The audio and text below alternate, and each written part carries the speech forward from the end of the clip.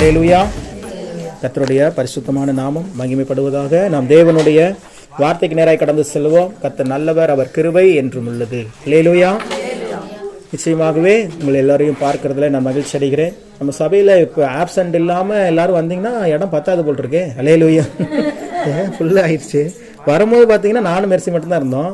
அதான் எப்பவுமே ஆரம்பம் எப்படி தான் இருக்கும், அற்பமாக தான் இருக்கும், முடிவு சம்பூர்ணமாக இருக்கும்.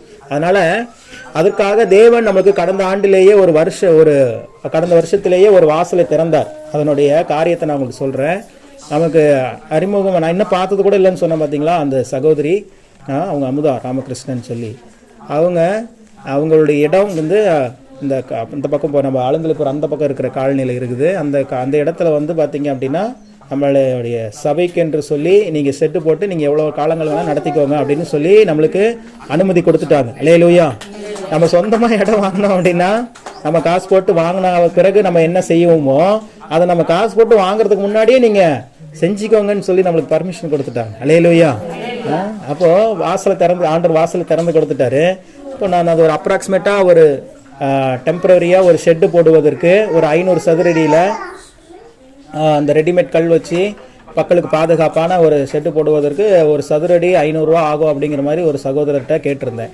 அப்போ 500 × 500 எவ்வளோ? 500 சதுரடிக்கு 500 ரூபா ஆகுது அப்படின்னா எவ்வளோ மொத்த விலை வருது? 500 × 500 எவ்வளோ? கால்குலேட்டர் எடுத்துட்டாங்க. ரொம்ப ஈஸி. 500 × 500 அந்த 4 ஜீரோ அப்படியே தள்ளிருங்க. 5 இன்ச்சு எவ்வளோ? அந்த 25 போட்டு இந்த 4 ஜீரோவை ஆட் பண்ணிக்கிட்டா ஈஸி. ரொம்ப கணக்கு. எங்கள் மேக்ஸ் மிஸ் இப்படி தான் எங்களுக்கு சொல்லி கொடுத்தாங்க. ஜீரோ வந்துச்சுனாவே மேக்ஸ் ரொம்ப ஈஸி. ஜீரோ வரலாம மற்ற நம்பர்ஸில் வந்துச்சுன்னா தான் அதெல்லாம் போட்டு கணக்கு பண்ணிட்டு இருக்கணும். ஜீரோ வந்துச்சுன்னா ஒன்றுமே இல்லை. அந்த 4 எத்தனை ஜீரோ இருக்குதோ அது எல்லாத்தையும் ஃபஸ்ட்டு ஒதுக்கிடணும். நம்பர்ஸை மட்டும் ஆட் பண்ணோம். அப்போ எவ்வளோ வந்துச்சு? 25,000மா? என்னம்மா பிஎஸ்சி நர்சிங் 25,000 தான் பரவாயில்லையே. அல்லேலூயா. 2,50,000. 4 ஜீரோ இருக்குல்ல, 25 + 4 ஜீரோ 1 10 100,000 10,000 lakhs. 2,50,000 ரூபா நமக்கு ஒரு சாதாரணமான ஒரு குடியிருப்பு போடுவதற்கு 2,50,000 ரூபா நமக்கு தேவையாய் இருக்கிறது. 2,50,000 அப்படின்னு நினைக்காதீங்க, 2,50,000 தான். அல்லேலூயா. அது வந்து ஒரு மனிதருக்கா அப்படின்னு பார்க்கும்போது அது 2.5 லட்சம் அப்படிங்கும் போது ஒரு பெரிய தொகையா தெரியும். இப்போ நம்ம சபையில் ஒரு 25 பேர் இருக்கிறீங்க. குறையாம 25 பேருக்கும் ஒவ்வொருத்தருக்கும் 10,000 ரூபான்னா ஒரு ரேஷன் கார்டுக்கு 10,000 ரூபா கொடுத்தா என்ன ஆகும்? ஈஸியா 2,50,000 ரூபாங்கிறது மெட்டாயிரும். பார்த்தீங்களா, வர வச்சு 10,000 ரூபா கேட்குறீங்கன்னு. நீங்கள் மட்டும் ஒரு ரேஷன் கார்டுக்கு 3,000 ரூபா வாங்கினீங்களா? அல்லேலூயா. ஒரு ரேஷன் கார்டுக்கு 3,000 ரூபா வாங்கும்போது மகிழ்ச்சி. அதே ஒரு ரேஷன் கார்டுக்கு 10,000 ரூபா தாங்கன்னா வருத்தம். நான் அப்படிலாம் நம்ம சபையில் எப்பயுமே இப்போ இல்லை, ஆரம்ப காலகட்டத்திலிருந்து கிட்டத்தட்ட இது 225வது வாரம். 4.5 ஆண்டுகளை முடித்துட்டோம். இந்த ஆண்டில் இந்த வருஷத்தில் 5வது வருஷத்தை நம்ம முடிச்சிருவோம். அப்படி எப்போதுமே நம்ம சபையில் வந்து நம்மளுடைய ஜனங்களிடத்துல அறிவிப்பு தான் கொடுப்போமே ஒழிய யாரையும் கொடுங்கள் என்று சொல்லி கேட்கவே மாட்டோம், வலுக்கட்டாயப்படுத்த மாட்டோம். ஏன் அப்படின்னா என்னுடைய விசுவாசம் எப்பொழுதுமே தேவன் மீது. அல்லேலூயா. தேவன் தான் என்னுடைய ஆதாரம் அப்படிங்கிறதுல ரொம்ப திட்டவட்டமா தெளிவாக இருக்கிறேன். ஒரு கணக்குக்காக நான் சொன்னேன், ஒரு மனிதன் ஒரு ஃபேமிலி 10,000 ரூபா நம்ம வந்து ஸ்பெண்ட் பண்ணாவே ஆட்டோமேட்டிக்காக 2.5 லட்ச ரூபாங்கிறது நம்மளுடைய தேவைகள் சந்திக்கப்படும். அதனால சபையை எளிமையாக நம்ம கட்ட முடியுங்கிறதுக்காக சொன்னனே ஒழிய அதைத்தான் தரணும் அப்படின்னு சொல்லி நான் கேட்கவில்லை. ஏனென்றால் தேவன் தான் நம்முடைய ஆதாரம். இந்த சபையை ஆரம்பித்து கொடுத்தவர் அவர்தான், இந்த சபையை நடத்தி கொண்டிருக்கிறவரும் அவர் தான். நம்மளாம் சும்மா ஜஸ்ட் என்ன சொல்றது, ஒரு போஸ்ட்மேன் ஒர்க்கு. போஸ்ட்மேனுடைய வேலை என்னது? ஒரு இடத்துல இருந்து போஸ்ட் கொடுத்துருவாங்க, அதை கொண்டு வந்து உரியவர்களிடத்துல என்ன பண்ணணும்? கொடுத்துட்டு போகணும். அந்த ஒர்க்கை மட்டும்தான் நாங்கள் செய்து கொண்டிருக்கிறோம். சரி, கவனிங்க, அப்புறமா பேசிக்கலாம். அப்போ ஒரு போஸ்ட்மேனுடைய ஒர்க்கை தான் நாங்க செய்யறோம். தேவன் தம்முடைய வார்த்தைகளை தம்முடைய ஜனங்களுக்கு கொடுக்கும்படி அனுப்புகிறார். அந்த வார்த்தையை பெற்றுக்கொண்டு வந்து உங்களிடத்துல அந்த வார்த்தையை அபிஷேகத்தோடு தேவ பிரசன்னத்தோடு உங்கள் மத்தியில கொடுத்துட்டு போற ஒர்க்கை நம்ம செய்யறோம். அதனால இந்த சபையினுடைய தலைவர், இந்த சபையினுடைய ஸ்தாபகர் எல்லாமே நம்முடைய தேவன் தான். அல்லேலூயா. ஆனா இதுல ஒரு ட்விஸ்ட் இருக்குது. அவர் உதவி செய்யணும்னு நினைச்சார்னா நேரடியா வந்து செய்ய மாட்டாரு, உங்களை கொண்டுதான் செய்வார். அல்லேலூயா. மனிதர்களை கொண்டுதான் அவர் செய்வார். ஆபிரகாமை விசுவாசிகளின் தகப்பன் ஆக்கணும்னா ஆபிரகாமை கொண்டுதான் அதை அவர் என்ன பண்ண முடியும்? செய்ய முடியும். இயேசுவே எந்த அவதாரம் எடுத்து தான் வந்தாரு? மனித அவதாரம் எடுத்து வந்துதான் மனிதர்களுடைய பாவங்களை நீக்கினார். அதனால நம்மளுடைய ஆதாரம் தேவன் தான். ஆனால் அந்த தேவன் உங்கள் மூலமாக, மனிதர்கள் மூலமாக, தேவனுடைய பிள்ளைகள் மூலமாக என்ன செய்வாரு? உதவி செய்வார். அப்போ 10,000 ரூபாய் தேவைன்னா நீங்க ஆண்டவர்கிட்ட தாராளமா என்ன பண்ணலாம்? 1 லட்ச ரூபாய் நீங்க கேட்கலாம். ஹல்லேலூயா. நீங்களும் வித்தியாசமான ரொம்ப தியாகத்தோடலாம் கொடுக்க வேண்டாம். நீங்க என்ன சொல்றது, உங்களுடைய நிறைவிலிருந்து நீங்க தேவ சமூகத்துல கொடுக்கணும், குறைவிலிருந்து கொடுக்க வேண்டாம். நம்மளுடைய சபையே நிறைவின் சபை தான். ஹல்லேலூயா. அவருடைய மகிமையினால் நிரப்பப்பட்டிருக்கிற சபை. அதனால நீங்க இப்ப ஆண்டவர்கிட்ட ஒப்பு கொடுங்க. ஆண்டவரே, நீங்க எனக்கு 1 லட்சம் கொடுத்தா நான் சபைக்கு 10,000 கொடுப்பேன். சொல்லுவீங்களா? சொல்லுங்க. எந்த விதமான வித்தியாசமான காரியத்துல என்னுடைய இதுல இருந்தாலும், என்னுடைய உழைப்புல இருந்தோ மற்ற காரியத்துல இல்ல, எனக்கு 1 லட்சம் தேவை. ஒரு மிராக்கிள், ஒரு சூப்பர் நேச்சுரல் மிராக்கிள், இயற்கைக்கு அப்பாற்பட்ட விதத்துல. காமாட்சமா பேசக்கூடாது. கவனிங்க, நீங்க பேச ஆரம்பிச்சிட்டீங்கன்னா நான் பேசுறதே கேட்காத பொருள். அல்லேலூயா. நான் பேசி முடிச்ச பிறகு நீங்க பேசுங்க. இயற்கைக்கு அப்பாற்பட்ட முறையில சொல்லுங்க. இயற்கைக்கு அப்பாற்பட்ட முறையிலன்னு சொல்லும் போது உங்களுடைய உழைப்போ, உங்களுடைய சொத்துக்களையோ, மற்ற காரியங்களிலிருந்து அது வராது. அது வித்தியாசமான வடிவில் உங்களை தேடி வரும். லாட்டரி சீட் மாதிரி வரும். அல்லேலூயா. உங்களுக்கு அதுக்கு சம்பந்தமே இருக்காது, ஆனா உங்களை தேடி வரும். அப்படி வருகிற காரியத்தை தேவனிடத்துல கேளுங்கள். அப்படி கேளுங்க. நீங்க 1 லட்ச ரூபாய் உங்களுக்கு வந்துச்சுன்னா நீங்க ஆட்டோமேட்டிக்கா என்ன பண்ணுவீங்க? தசம பாகம் 10,000 ரூபாவை கொடுத்துருவீங்களா? அதுவாது 1 லட்சத்தை வாங்கிட்டு 10,000 கொடுக்க மாட்டோமா அப்படிங்கிறீங்களா? அல்லேலூயா. அதனால தேவ சமூகத்துல நீங்க அப்படிதான், நான் அப்படிதான் உங்களுக்கு பழக்கிறேன், நீங்க அப்படிதான் பழகணும். அல்லேலூயா. எனக்கு மட்டும் இல்ல, நம்ம எல்லாருக்குமே ஆதாரம் யார் தான்? இங்க இருக்கிற ஒரு சிலருக்குலாம் அந்த 2.5 லட்சமும் நானே கொடுக்கணும்னு எனக்கு ஆசை பிரதர் அப்படின்னு எத்தனை பேருக்கு ஆசை இருக்குன்னா எல்லாரும் கை தூக்கிடுவீங்க. பாத்தீங்களா? சொல்றேன் முன்னாடியே எனக்கு தெரியும். ஏன்னா உங்க எல்லாருடைய மன விருப்பங்களும் எனக்கு தெரியும். இங்க இருக்கிற எல்லாருமே நம்முடைய சபையை நேசிக்கிறவர்கள், தேவனுடைய ஊழியத்தை இந்த அழுந்தளிப்பூர் கிராமத்துல ஸ்தாபிக்கணும்னு நினைக்கிறவங்க. ஒரே ஆளா நான் 2.5 லட்சம் கொடுத்துருவேன் பிரதர், ஆண்டவர் என்னை ஆசீர்வதிச்சா நான் கண்டிப்பா செய்வேன் பிரதர் அப்படின்னு சொல்றவங்க இங்க அநேகர். அல்லேலூயா. அதனால உங்களுடைய மன விருப்பத்தை தேவன் என்ன செய்வாரு? நிச்சயமாய் நிறைவேற்றுவார். அவர் ஒரு நாள் உங்களுடைய, அதான் வசனம் சொல்லுகிறது, அவர் உமது மன விருப்பத்தின்படி உமக்கு தந்து உமது ஆலோசனைகளை எல்லாம் நிறைவேற்றுவாராக. தேவ சித்தம் நம்ம வாழ்க்கையில நிறைவேறுதான், அவர் அதை காட்டிலும் மேன்மையான ஒரு காரியம் என்னன்னா உங்க விருப்பத்தை அவர் நிறைவேற்றுவார். அப்ப நிச்சயமாக சீக்கிரமாக வெகு விரைவில் தேவன் இந்த தேவைகளை சந்திக்க போகிறார். அல்லேலூயா. நான் சொல்றது எல்லாமே எப்பவுமே பேங்க் அக்கௌண்ட்டையோ ஜோப் என் கையில் என்ன இருக்குதோ அதை வச்சு பேசுவதே இல்லை. தேவனை பார்த்து நான் பேசுவேன். ஏன்னா அவரால் முடியாத காரியம் ஒன்றுமே இல்லை. அவர் சொல்லியும் செய்யாது இருப்பாரோ, அவர் வசனித்தும் நிறைவேற்றாது இருப்பாரோ, அவர் வசனித்தும் நிறைவேற்றாது இருப்பாரா அப்படின்னு ஒரு கேள்வியே கேட்கிறார். அப்ப அவர் வசனிச்சாருன்னா நிறைவேற்றுவார், சொன்னார்னா கண்டிப்பாக செய்வார். அதனால நீங்க செய்ய வேண்டியது என்ன அப்படின்னா, ஆண்டவரே, இந்த அழுந்தளிப்பூர்ல ஒரு சொந்த சபை ஏற்படுத்துறதுங்கிறது சாதாரண விஷயம் அல்ல. அது மிகப்பெரிய ஒரு மைல்கல், மிகப்பெரிய ஊழியர்களுடைய ஒரு மன விருப்பம் இதெல்லாம். அல்லேலூயா. பல ஊழியர்கள் போராடி இருக்கிறாங்க, ஏற்கனவே சொல்லியிருக்கிற பல ஊழியர்கள் இதற்காக பிரயாசப்பட்டிருக்கிறாங்க, பல விசுவாசிகள் இதற்காக கண்ணீரோடு ஜெபித்து கொண்டு இருக்கிறாங்க. அப்ப அந்த டெஸ்டினேஷனை நம்ம அடையறோம் அப்படின்னா அதை செய்வது என்பது நம்முடைய பலத்தினால் இல்லவே இல்லை. பலத்தினாலும் அல்ல, பராக்கிரமத்தினாலும் அல்ல, தேவனுடைய ஆவியினாலேயே ஆகும். அப்போ ஆண்டவரே, இவ்வளவு பெரிய டெஸ்டினேஷன்ல, இவ்வளவு பெரிய மகத்துவமான காரியத்துல என் பங்கு இருக்கணும், என் குடும்பத்தின் பங்கு இருக்கணும், என் பிள்ளைகளுடைய பங்கு இருக்கணும்.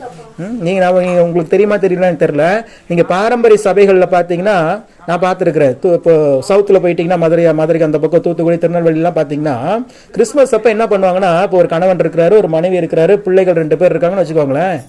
அந்த கிறிஸ்மஸ் டைம்ல ஒவ்வொருத்தரும் ஒரு உண்டியலை கொண்டு போய் வைப்பாங்க. அந்த உண்டியல், இது யார் பேர் போட்டிருக்கோம், அதுல ஜாகின் அப்படின்னு பேர் போட்டிருக்கோம், ரிவைவலேஷன் பேர் போட்டிருக்கோம், கணவருடைய பேர் போட்டிருக்கோம், மனைவி பேர். ஒவ்வொருத்தரும் தனிமை சின்ன வயசுல இருந்தே தேவனுக்கு கொடுக்க வேண்டும் என்கிற ஒரு விஷயத்த சின்ன பிள்ளைகளுக்கு பாரம்பரிய சபைகள் கற்றுக் கொடுத்திருக்கிறாங்க. அல்லேலூயா. நீங்க நல்லா புரிஞ்சுக்கணும், பாரம்பரிய சபைகள் ஏன் குறைவுபடாம நிறைவில் இருக்கிறாங்க அப்படின்னா, சின்ன வயசுல இருந்தே தேவனுக்கு எப்படி கொடுக்க வேண்டும் என்பதை அவர்கள் சரியாக போதித்திருக்கிறார்கள். அல்லேலூயா. நம்ம ஆட்கள் தான் ஆவியானவர் அபிஷேகம்னு சொல்லிட்டு அப்புறமேட்டு கூட்டம் நடத்துறதுக்கு யாராவது ஸ்பான்சர் தருவாங்களான்ட்டு தேடிக்கொண்டு இருக்கிற சூழல் ஆகி போச்சு. அப்படி அல்ல. அல்லேலூயா. நான் பார்த்துருக்கிறேன். நான் பல சபைகள், சிஎஸ்ஐ சபைகளுக்கு செய்தி கொடுக்க போகும்போது இந்த கிறிஸ்மஸ் நாட்களில், அப்புறம் இந்த என்ன சொல்லுவாங்க, அது ஈஸ்டருக்கு அப்போ ஒரு குறிப்பிட்ட நாட்கள், 40 நாட்கள் லெந்து நாட்கள், கரெக்ட், லெந்து நாட்கள்னு சொல்லி 40 நாட்கள். இங்கெல்லாம் கூட ரொம்ப விமர்சையா இருக்காது, அங்கெல்லாம் டெய்லி ஜெபம். அல்லேலூயா. 40 நாளும் 40 ஊழியர்கள் வருவாங்க. ஒரே ஊழியர்கள் அல்ல, ஒவ்வொரு நாளும் சாயங்காலத்துல கூட்டம் நடக்கும்.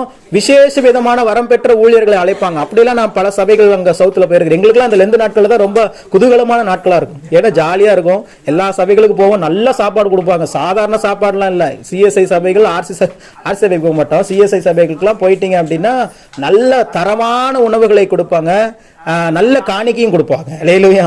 ஆனா நாங்க ஸ்தாபனத்துல இருந்ததுனால எவ்வளவு காணிக்கை கொடுத்தாலும் நாங்க கொண்டு போய் ஸ்தாபனத்துல தான் கொடுப்போம். ஆனா நான் சொல்லியிருக்கிறேன், நான் அந்த மாதிரி என்னைய அனுப்புவாங்க, என்னைய நான் நல்லா பிரசங்கம் பண்றேன்னு சொல்லிட்டு இந்த லெந்து நாட்கள் வந்தாவே என்னைய தான் 40 நாள் என்ன பண்ணிடுவாங்க தெரியுங்களா, ஒவ்வொரு இடத்துக்கும் ஒவ்வொரு நாள் என்னை அனுப்பிச்சிடுவாங்க. எனக்கு 40 நாளும் ஊழியம் தான் இருக்கும். தூத்துக்குடி சிஎஸ்ஐ சபை, கைலாசபுரம் டேட் கொடுத்துருவாங்க, முன்னாடியே கொடுத்துருவாங்க. 40 நாட்களும் நம்ம ஊழியர்கள் யார் யார் எங்கெங்க போறாங்க அப்படின்னு சொல்லிட்டு லிஸ்டே போட்டு கொடுத்துருவாங்க. அதுக்காக அவங்க ஜெபிச்சுட்டு இருப்பாங்க. நாங்க ஒவ்வொரு நாளும் சாயங்காலத்துல நாங்க எங்கேயும் போய் அழைச்சலாம் வேண்டியதில்லை, எங்களை தேடி கார் வரும். அல்லேலூயா. நாங்க எங்க இருக்கிறோமோ அந்த முக்கியமான ஒரு பஸ் ஸ்டாப், தூத்துக்குடி பஸ் ஸ்டாண்ட்னா தூத்துக்குடி பஸ் ஸ்டாண்ட் வரைக்கும் நாங்க போயிட்டா போதும். அங்க ஒரு நம்பர் கொடுத்துருவாங்க, அங்க சர்ச்சில் இருந்து கார் அனுப்பிடுவாங்க. எங்களை ராஜ மரியாதையோடு கூட்டு போயிட்டு அங்க ஒரு செய்திகளை கொடுத்த பிறகு நல்ல உணவு வகைகளை கொடுத்து நல்ல காணிக்கை கொடுத்து திருப்பி அனுப்புவாங்க. இந்த லெந்து நாட்கள் 40 நாட்கள் மிக மகிழ்ச்சியான ஒரு நாட்களாக சவுத்துல இருக்கும். இப்ப எப்படி இருக்குன்னு தெரியல, ஆனா அப்பெல்லாம் ரொம்ப அதிகம், இப்பயும் நிறைய இருக்குன்னு நினைக்கிறேன். அல்லேலூயா.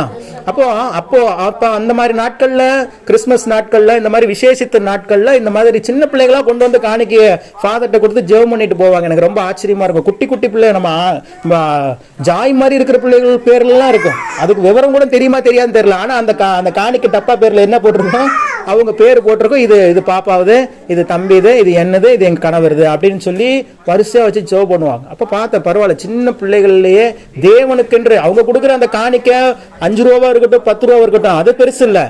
ஆண்டவருக்கு எப்பவுமே பெரிய அளவுல கொடுத்தாதான் பெரிய அளவுல ஆசீர்வதிப்பாரா? அப்படி இல்ல. ஏழை விதவை 2 ரூபா காணிக்கை போட்டாலும் எவ்வளோ, 2 ரூபா. ஆனால் அதே சபையில அதே இடத்துல வசனம் சொல்லுகிறது, ஐஸ்வர்யவான்கள் தங்கள் மிகுதியிலிருந்து அதிகமாய் போட்டார்களாம். ஐஸ்வர்யவான்கள் என்ன பண்ணாங்க, அதிகமாய் போட்டார்கள். ஆனால் இயேசு எந்த காணிக்கையை தான் மெச்சி கொண்டு பேசினார், அந்த விதவையினுடைய 2 காணிக்கை தான். தேவனுடைய பொறுத்த வரைக்கும் அவர்கிட்ட இல்லாததா காசு, அல்லேலூயா, அவர் தாங்க காசு. அல்லேலூயா. அவர் தான் எல்லாமே. வெள்ளியும் பொன்னும் அவரே சொல்றாரு, வெள்ளியும் பொன்னும் என்னுடையது. நீங்க என்ன ரேட் ஏறிட்டு இருக்குது, ராக்கெட் வேகத்துல என்ன பண்ணிட்டு இருக்குது. போன வாரத்துக்கு இந்த வாரத்துக்கு எவ்வளவு, ஒரு கிராம் 15,000 தொட்டு விட்டது. ஒரு பவுன் வந்து பாத்தீங்க அப்படின்னா 1,20,000 தொட்டு விட்டது. நான் சொல்றது வெறும் தங்கத்தினுடைய ரேட் மட்டும். அப்புறம் நீங்க இந்த செய்கூலி, இந்த சேதாரம், ஜிஎஸ்டி எல்லாம் கணக்கு போட்டீங்கன்னா ஒரு பவுன் வாங்குறதுக்கு 1.5 லட்சம் தேவை. எப்படி வந்து பாருங்க, நமக்கு அப்படியே ஷாக்கா இருக்குதுல்ல. இதெல்லாம் இனிமே வாங்குவோமா அப்படின்னு நினைக்காதீங்க. தேவன் உங்களுக்கு வாக்கு பண்ணினால் அதை கொடுப்பார். நான் யோசிச்சேன், இது 13,000 ரூபாய் இருக்கும்போது, நான் ஷேர் மார்க்கெட்ல பார்த்துட்டு இருக்கும்போது ஒரு கிராம் 13,000 ரூபாய் வரும்போது நான் யோசிச்சேன், ஆண்டவர் 13,000 ரூபாய் வந்துருச்சு, இனிமே ஒரு பவுன்லாம் வாங்க முடியாது போல் இருக்கு. 1 கிராம் தான் வாங்க முடியுமா, இல்ல அது கூட வாங்கவே முடியாத சூழல், ஏழை மக்கள் நடுத்தர மக்கள் வாங்கவே முடியாத சூழல் வருமா அப்படின்னு யோசிச்சுட்டு இருக்கும்போது அப்பா ஆவியானவர் எனக்கு இருதயத்துல சொன்னார், 1 கிராம் 13,000 இல்லப்பா, 1 கிராம் 13 லட்சமே வந்தாலும் நான் உனக்கு கொடுப்பேன்னு சொன்னதை கொடுத்து தான் தீருவேன். அல்லேலூயா. எப்ப விலைவாசி ஏறிடுச்சு அதனால கொஞ்சம் கம்மியா வாங்கிக்கிங்கன்னு சொல்லி கொடுக்குற ஆண்டவர் அல்ல. 1 கிலோ தங்கத்தை உங்க பேர்ல பிக்ஸ் பண்ணிட்டாருன்னு வச்சுங்க, விலை ஏற ஏற நீங்க மகிழ்ச்சி அடைங்க. ஏன்னா உங்களுக்கு அங்க அசட் ஏறிட்டே இருக்குது. அல்லேலூயா. 5 வருஷத்துக்கு முன்னாடி ஆர்டர் கொடுத்திருந்தாருன்னா 5 லட்சம் ரூபாய் மதிப்பு. இப்ப அதே காரியத்தை தான் தேவன் தர போகிறார். ஆனால் மதிப்பு 5 லட்சத்துல இருந்து 15 லட்சமா மாறிவிட்டது. அல்லேலூயா. அப்ப தங்க விலை ஏறினுச்சுன்னா சந்தோஷப்பட வேண்டியது யாருதான், நீங்க தான் சந்தோஷப்படணும். அல்லேலூயா. ஏனென்றால் கொடுப்பேன் என்று சொன்னவர் மறக்க மாட்டார். அப்ப எவ்வளவு விலை ஏறினாலும் நீங்க இப்பயே வாங்கி வச்சிட்ட மாதிரி தான் கணக்கு. அல்லேலூயா. உங்க பேர்ல ஒவ்வொருத்தர் பேர்லயும் 1 கிலோ தங்கத்தை தேவன் என்ன பண்ணிட்டாரு, கொடுத்து வச்சுட்டார். அதை பெற்றுக்கொள்ள வேண்டிய நேரத்தில் நீங்கள் பெற்றுக்கொள்வீர்கள்.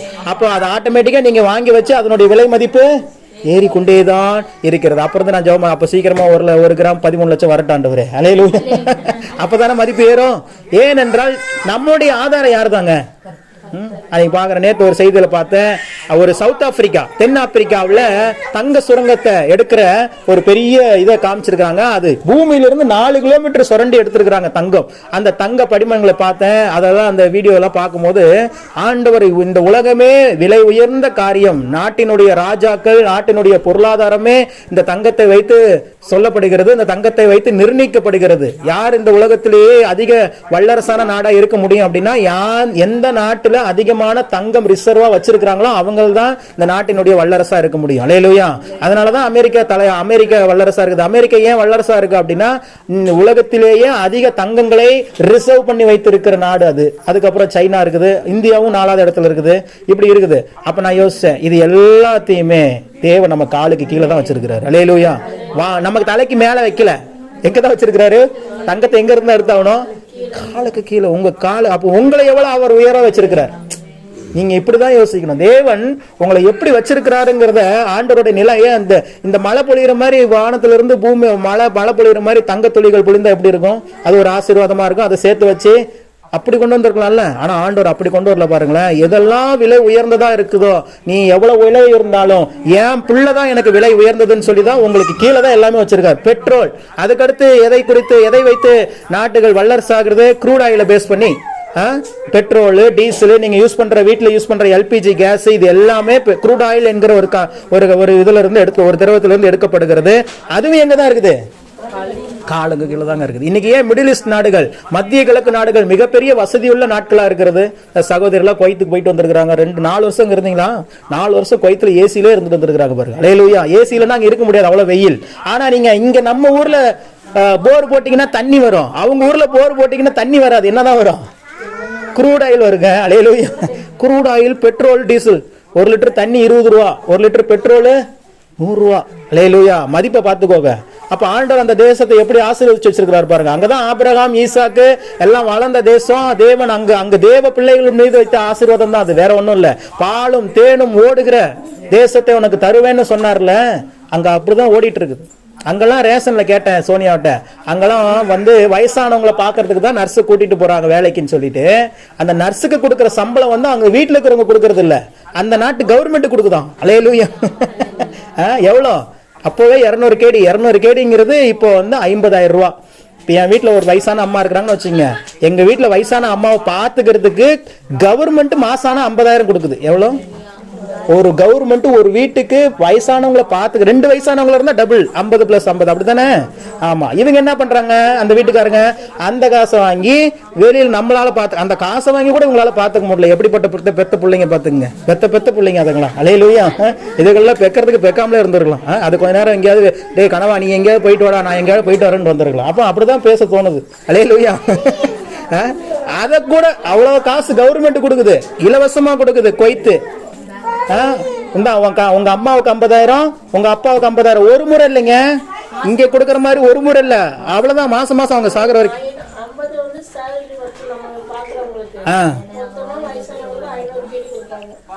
டபுளாங்க. அப்போ அப்புறம் அதுலயும் பாத்தீங்களா, இந்த பெத்த பிள்ளைங்க செய்யற விஷயத்த பாருங்களேன். கொடுக்கறது அப்போ 1 லட்சம் கொடுக்குறாங்க. கரெக்டா? இன்னைக்கு ரேட்டுக்கு அதான் 500 கேட்டுனா இப்ப இன்னைக்கு ரேட்டுக்கு 1 லட்சம் வந்துருச்சா?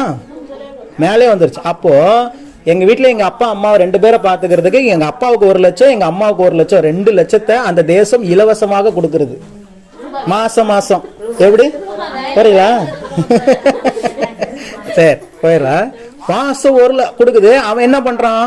பெத்த பிள்ளையும் பெத்த மகனும் பெத்த மகள் என்ன பண்றாங்க? அந்த 1 லட்சத்தை வாங்கிட்டு 50,000 அவன் முழுங்கிட்டு, மீதி 50,000க்கு நம்ம சோனியா மாதிரி ஸ்ரீலங்கால இருக்கிற அடுத்த ரூபா போறாங்களாம். இவங்கள மாதிரி ஆட்களை வேலைக்குன்னு கூப்பிட்டு, நீ 24 மணி நேரம் அவங்கள பாத்துக்க, நீ என்னடா பண்ணுவேன்? நான் சாப்பிட்டு தூங்குவேன். அவ்வளவுதான். அந்த 50,000 வாங்கி கொடுத்துட்டு இருக்கிறான். அப்போ நீங்க இதுல தெரிந்து கொள்ள வேண்டிய விஷயம் என்ன அப்படின்னா, ஒரு தேசம் ஒரு குடும்பத்தில் இருக்கிற 2 பேருக்கு மாசம் மாசம் 2 லட்சம் கொடுக்குது அப்படின்னா, அந்த தேசம் எவ்வளவு வளமையான தேசமா இருக்கும். அல்லேலூயா. அப்போ இப்ப இங்கெல்லாம் அப்படி தமிழ்நாட்டுல கொடுத்துட்டா என்ன ஆகும்? யாரும் வேலைக்கு போக மாட்டோம். அவ்வளவுதான். அப்பதான் வயசானவங்களுடைய மதிப்புலாம் தெரியும். அப்ப காமாட்சம்மா இங்க இருக்கிற வயசானவங்களாம் நான் குத்தகை எடுத்துட்டு போயிருவேன், ஏன் கூட வாங்கம்மா. எல்லாரும் ஒரு பத்திரத்துல மட்டும் கையெழுத்து போடுங்க, என் தத்து பிள்ளையை ஆல்வின் சதாசிவமாகிய உன்னை நான் தத்து பிள்ளையாக எடுத்துக்கிறேன். ஆமா அவ்வளவுதான். அல்லேலூயா.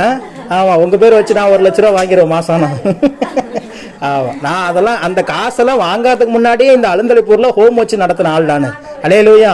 பல சகோதரிகள் இப்ப அந்த நம்ம கூட இருந்த நான் பராமரித்த சகோதரிகள் எல்லாம் இன்னைக்கு எல்லாம் திருமணம் ஆகியிருக்காங்க. அப்பாவுக்குலாம் தெரியும். உமான்னு ஒரு சகோதரி இருந்தாங்க, நிறைய பேருக்கு தெரியும். காமாட்சம்மாக்கெல்லாம் தெரியும், நிறைய பேர். எஸ்தர்ன்னு சொல்லி ஒரு பாப்பா இருந்துச்சு, அது நம்ம கூடவே இருந்துச்சு. எனக்கு ஒரு நல்ல சகோதரி இருந்துச்சு, அதுக்கு ஒரு பாஸ்டரே கல்யாணம் பண்ணி கொடுத்தோம். பெரம்பலூர் சபை, பெரம்பலூர்ல மருதடியில அப்படி செய்திருக்கிறோம். அல்லேலூயா. அப்போ ஒரு தேசத்தை தேவன் எவ்வளவு ஆசீர்வதித்திருக்கிறார் பாருங்க. எல்லாமே வாக்குத்தத்தம் தாங்க, வேற ஒண்ணுமே இல்லை. அல்லேலூயா. இதெல்லாம் எப்ப கொடுக்கப்பட்ட வாக்குத்தத்தம்? ஆபிரகாமுக்கும் ஈசாக்கும் கொடுக்கப்பட்ட வாக்குத்தத்தம். நான் உன்னை ஆசீர்வதிப்பேன், நான் உன் தேசத்தை செழுமையாக்குவேன், பாலும் தேனும் ஓடுகிற தேசமாக இந்த தேசத்தை மாக்குவேன், பாழாய் கிடக்கிற அந்த தேசத்தை பயிர் நிலமாக்குவேன். இதெல்லாம் வாக்குத்தத்தம் தாங்க. இன்னைக்கு அந்த வாக்குத்தத்தங்கள் எல்லாம் ஆசீர்வாதங்களாக வெளிப்படுகிறது. அவன் பார்க்கறான், நமக்கு நாட்டுல நிறைய காசு இருக்குது, அதனால இனி மனுஷர்களை நேசிப்போன்னு சொல்லிட்டு அந்த நாட்டினுடைய அரசர்கள், தலைவர்கள் என்ன பண்றாங்க? அங்க இருக்கிற வயசானவர்களுக்கு இலவசமா காசு கொடுக்குறாங்க. இலவசமா என்ன பண்றாங்க? ஒவ்வொரு மாதமும் அவர்கள் மரிக்கிற வரைக்கும், அவங்க எத்தனை வருஷம், நீங்க நல்லா பாத்தீங்கன்னா குவைத் தேசத்துல நம்ம ஊர்ல மாதிரி கம்மியெல்லாம் மரிக்க மாட்டாங்க. அவங்களாம் குறைஞ்சது 90 வயசு, மினிமமே 90 வயசு 95 வயசு வரைக்கும் வாழ்வாங்க. அல்லேலூயா. அப்போ அவங்க ஆரம்பிச்சு அந்த 95 வயசு வரைக்கும் இருக்கிறாங்க அப்படின்னா அந்த கடைசி நாள் வரைக்கும் அந்த கவர்மெண்ட்ல இருந்து அவங்க பணம் வந்து கொண்டே இருக்கும். அல்லேலூயா.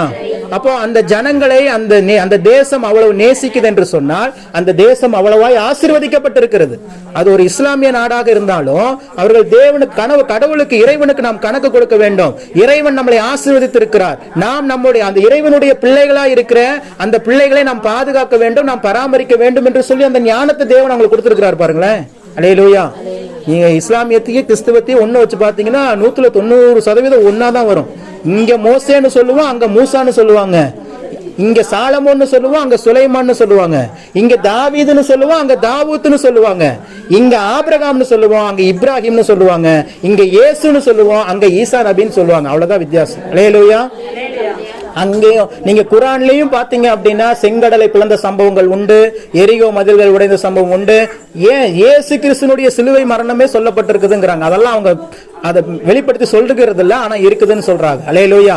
அப்போ தேவன் வாக்குத்தத்தம் பண்ணினால் அந்த வாக்குத்தத்தம் நிறைவேறுகிறது என்பதற்கு இதுதான் அடையாளம். நம்ம கண்ணார பார்த்து கொண்டிருக்கிறோம். அல்லேலூயா. அப்போ அவர்களுக்கே அப்படின்னா நீங்களும் நானும் அவருக்கு செல்ல பிள்ளை. ஏற்கனவே நான் சொல்லியிருக்கிறேன், நீங்க தான் அவருக்கு ஸ்பெஷல். சொல்லுங்க, நான் தான் என்னுடைய ஆண்டவருக்கு ஸ்பெஷல். அல்லேலூயா. பாருங்க, இந்த எல்லார் வீட்லயும் இந்த முத பிள்ளை பாத்தீங்கன்னா ரொம்ப செல்ல பிள்ளையா தான் இருக்கும். ஏன்னு கேட்டீங்கன்னா அதுதான் முதல்ல ஒரு அந்த கணவனுக்கு தகப்பன் என்கிற அந்த பதவியையும், அதே மாதிரி அந்த மனைவிக்கு தாய் என்கிற அந்த அந்தஸ்தையும் கொடுக்கறதுனால அந்த ஃபர்ஸ்ட் பிள்ளை உருவாயிருச்சுன்னா அந்த உருவான பிறகு பயங்கரமான மகிழ்ச்சியா இருப்பாங்க. எல்லாரும் மகிழ்ச்சியா இருப்பாங்க. கணவனும் மகிழ்ச்சியா இருப்பாரு, மனைவி மகிழ்ச்சியா இருப்பாங்க, மாமனார் மாமியார் அப்பா அம்மா சுத்தி இருக்கிற எல்லாரும். அப்படி இல்லைனாலும் என்ன விசேஷம் எப்ப விசேஷம்னு கேட்டு கொன்றுவாங்க. அல்லேலூயா. அப்படியும் பண்ணுவாங்க, கொல்லவும் செய்வார்கள், உயிரடையவும் செய்வார்கள் நம்ம ஆட்கள். பாவம் அந்த புள்ள, கல்யாணம் பண்ணிட்டு போன புள்ள, அவன் யாராவது போய் கணவர்கிட்ட கேட்பானா? கேட்க மாட்டான். இன்னமும் கணவர்கள் எல்லாம் பெரிய பலவான்கள் மாதிரியும் பெண்கள் எல்லாம் மிகவும் பலவீனமானு நினைச்சிட்டு இருக்கிறாங்க. அப்படிலாம் இல்ல. இன்னைக்கு பல பிரச்சனைகள் கணவன்மார்களுக்கு தான் உண்டு. கணவன்மார்களுக்காக அதிகமாக செவியுங்கள். அல்லேலூயா. கணவன்மார்களுக்கு பல பாதிப்பு. அம்மா கூட சொல்றாங்க, கடந்த நாட்கள்ல அந்த ஆக்சிடென்ட் ஆன சுச்சுவேஷன்ஸ், ஆக்சிடென்ட் ஆக வேண்டிய சுச்சுவேஷன்லாம் வந்துச்சு. தேவன் தம்முடைய ஜனங்களை பாதுகாக்கணும், குறிப்பா கணவர்களை பாதுகாக்கணும். அல்லேலூயா. ஆமா, நான் தான் சொன்னேன், 1ஆம் தேதி நான் ஆரம்பிச்சு வச்சது தான் போயிட்டே இருக்குது போல் இருக்குது. அது லிஸ்ட் சீக்கிரம் ஆண்டவர் கட் பண்ணிடணும். அல்லேலூயா. ஆமா, எனக்கு சரியாயிடுச்சு, நீ எல்லாருக்கும் சரியாயிரும். ஆமா, ஆரம்பிச்சது நான் தான், முடிவும் நானே தான். அல்லேலூயா. அப்போ தேவனுடைய பிள்ளைகள், அப்போ பாருங்க, அந்த முதல் குழந்தை உருவான உடனேயே அந்த குடும்பமே, அந்த சொந்தங்களே, அந்த உறவுகளே, அந்த நண்ப வட்டாரமே மகிழ்ச்சி அடைகிறது. 2 குழந்தை ஆன பிறகு 3ஆவது ஒரு குழந்தை உருவாயிரும் பாருங்க, அது படுற பாடு இருக்கும் பாருங்க. அல்லேலூயா. வச்சுக்கலாமா, வேணாமா, கலைச்சிடலாமா, இல்ல இப்ப வேணாமா, இன்னும் 3 வருஷம் கழிச்சு, ஏன்டா அதெல்லாம் நீ முன்னாடி யோசிக்கணும்பா. அல்லேலூயா. பல சோதனைகள் அந்த கடைசி பிள்ளை பட்டிருக்கும். முதல் பிள்ளைக்கு இருக்கிற அந்த பாக்கியம் பாத்தீங்களா, அனுபவம் பேசுறாரு. அல்லேலூயா. முதல் பிள்ளைக்கு இருக்கிற அந்த ஆசை, அதுவும் 2 பெண்ணா பிறந்துருச்சுன்னு வச்சுங்க, 3ஆவதா ஒண்ணு பொண்ணு பிறந்துச்சுன்னா பாவங்க அது. அல்லேலூயா. கடுமையா வாசிப்பாங்க. ஆனா எங்க வீட்டுல எல்லாம் 3 பெண் பிள்ளைகள், நான் ஒரு ஆண். எங்க வீட்டுல 3 பெண் பிள்ளைகள் இருந்ததுனாலதான் எங்க குடும்பம் ஆசீர்வாதமா இருக்குது நான் சொல்லுவேன். அல்லேலூயா. ஆமா, ஆண்களை விட பெண்கள் எப்பயுமே மேலானவர்கள் தான். அதுல எந்த விதமான மாற்று கருத்தும் இல்லை. அல்லேலூயா. சமம்னு கூட நான் சொல்ல மாட்டேன். ஏன்னா அவர்களுடைய தியாகம் பெருசு. சாதாரணமா வார்த்தைகள்ல சொல்லல, நான் பார்த்திருக்கிறேன், அதனால சொல்றேன். அப்போ இந்த முதல் குழந்தைக்கு மேல இருந்த அந்த பாசம், அந்த அன்பு, அந்த சந்தோஷம், அது உருவான போது இருந்த அந்த மகிழ்ச்சி எல்லாம் அந்த கடைசி குழந்தைக்கு மேல இருக்காது. அல்லேலூயா. இருக்கவே இருக்காது. ரொம்ப கஷ்டமா இருக்கும். அதுவும் அந்த நான் சொன்னது போல 2 குழந்தைய பெண்ணா பிறந்துட்டு 3வது பெண் குழந்தையா பிறந்துச்சுன்னா எத்தனையோ குழந்தைகள் அந்த பெண் குழந்தைகளை விட்டுருக்காங்க. இப்பெல்லாம் கடுமையான சட்டத்திட்டங்கள் வந்துருச்சு. அதனால கொஞ்சம் கப்பு சுப்புன்னு அமைதியா இருக்கிறாங்க. முன்னெல்லாம் என்ன பண்ணுவாங்க அப்படின்னா நர்ஸுகிட்டே கொடுத்து வித்துருவாங்க. அல்லேலூயா. யாராவது இல்லாதவங்களுக்கு கொடுத்துருங்கம்மா, என்னமோ சாதாரணமா கொடுக்குற மாதிரி கொடுத்துருவாங்க பிள்ளையை பத்தி. அல்லேலூயா. கொன்றுவாங்க. அதுக்கு முன்னாடி இருந்த சந்ததி என்னது, அதுக்குன்னே ஒரு கிளவியை வச்சிருப்பாங்க கிராமத்துக்குள்ள. கள்ளிப்பால் ஊத்தி கொள்ற கிளவினே ஒரு கிளவி, அதுக்குன்னே ஒரு கிளவி இருக்கும். அது பக்கத்துல சொல்லுது, நீ காமாட்சியமா உனக்கு உங்க மேல டவுட்டா தான் கரெக்டா சொல்றிய. அல்லேலூயா. கவனிய, அது அப்படியே சும்மா சினிமால தான் பார்த்தேன், நேர்ல பார்க்கல. அது அப்படியே தாலாட்டு பாடுற மாதிரியே பாடிட்டு பாலை ஊத்தி கொடுத்து கொன்றுது அந்த குழந்தைய. அல்லேலூயா. எவ்வளவு பெரிய சாபம், எவ்வளவு பெரிய பாவம், எவ்வளவு பெரிய சாபம் அது பூமியில் இருக்குது. நம்ம நினைக்கிறோம் அதெல்லாம் சாதாரணமான விஷயம் இல்ல. நான் சொல்ற கருவுல கலைக்கிறதே மிகப்பெரிய பாவம். அது கடுங்காவல் தண்டனை. அல்லேலூயா.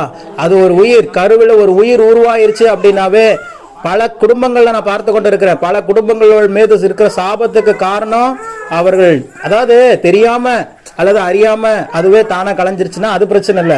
நீங்களே மாத்திரையை போட்டோ இல்லை மற்றோ அப்படி ஏதோ பண்ணியிருந்தீங்க அப்படின்னா தயவு செஞ்சு என்ன பண்ணுங்க, ஆண்டுகிட்ட மன்னிப்பு கேட்டு ஒப்புரவாகுங்க. அதெல்லாம் சாபங்களாய் மாறி உங்களை பின்தொடர்ந்து கொண்டிருக்கும். அல்லேலூயா. நான் கண்ணார பார்த்திருக்கிற இதே டால்மியாவில் ஒரு சகோதரிக்கு அவங்களுடைய பிள்ளைகள் 2 பெண் பிள்ளைகள்.